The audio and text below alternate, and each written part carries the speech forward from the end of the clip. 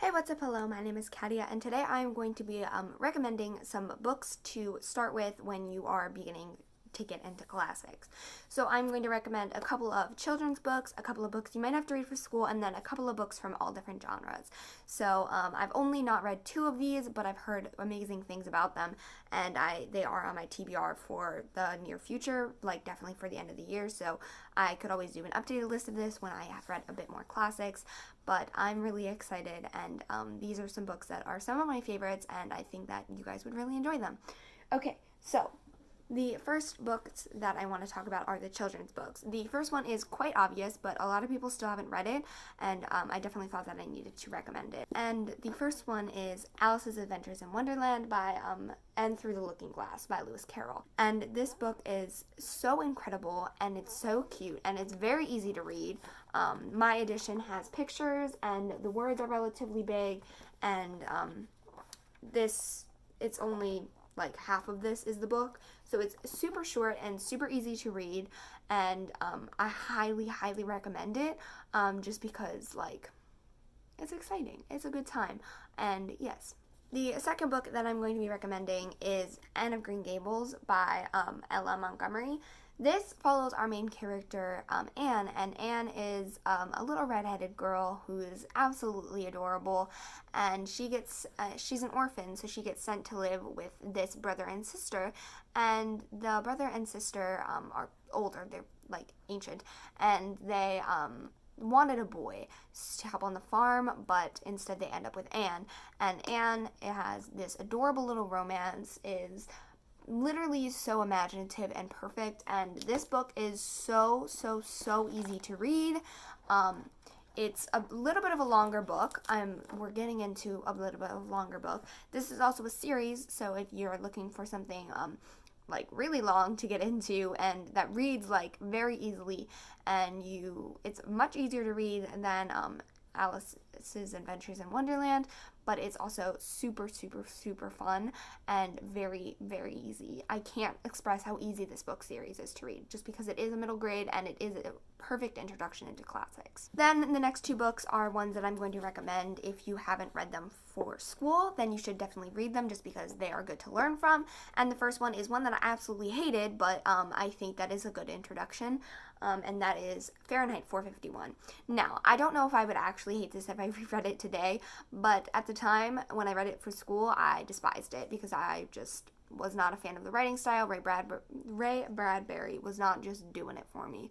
But basically this follows our main character, who is a firefighter, and in this world firefighters start fires especially to burn books, and books burn at Fahrenheit 451, so that is why that is what happens. And then there's this one girl who is reading, and just shit happens.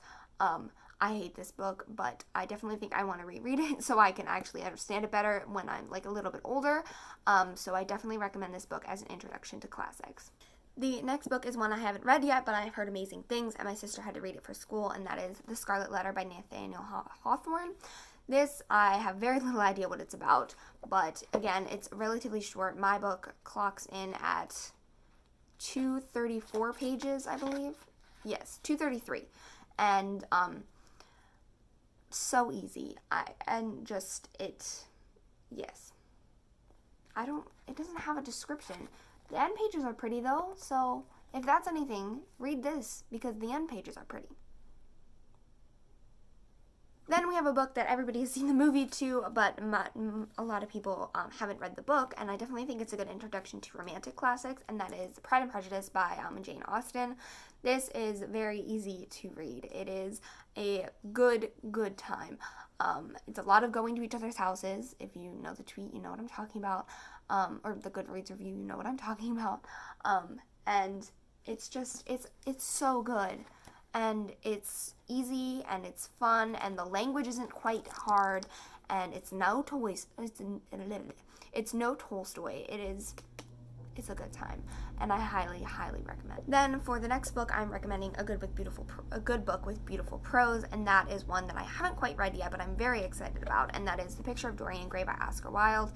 This follows our main character, Dorian Gray, who is clever, handsome, and wretched. With his boyish good looks and charm to boot, Dorian Gray is the embodiment of refinement, grace, and allure.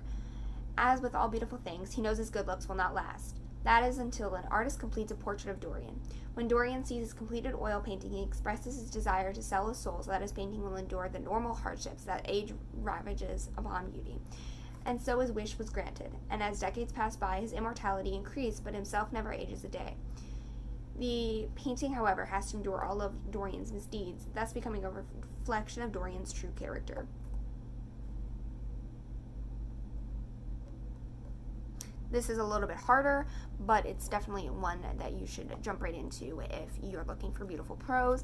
And yeah, and just to get a glimpse of it, I'm going to read the first line.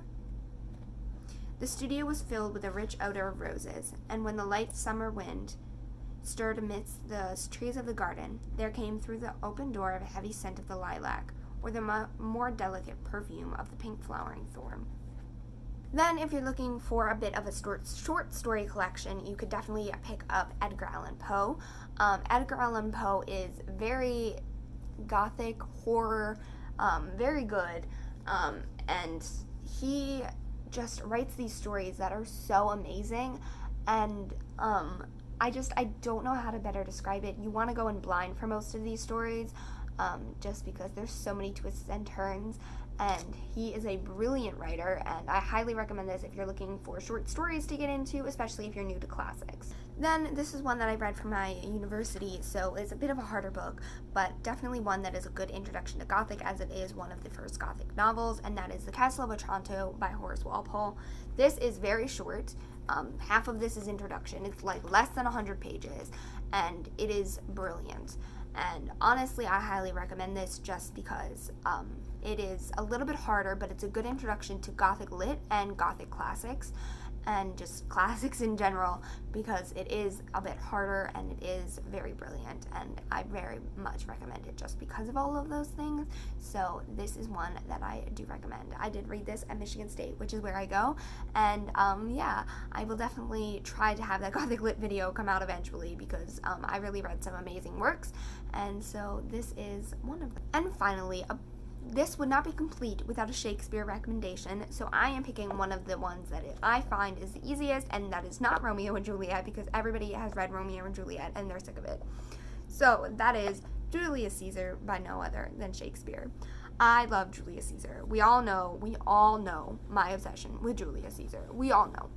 But I find this one of the easier ones to read. It is not Romeo and Juliet easy, because not everybody knows this story, but it is a bit easier just because the language doesn't feel as difficult, especially if you get one of those editions like the No Fear Shakespeare that has the actual text on one side and the translation on the other. And I really, really recommend this. Just is a really, really good Shakespeare, and I just trust me, bro. Trust me. So that is it for this video. I hope you guys enjoyed, and I'll see you soon for a new one. Bye.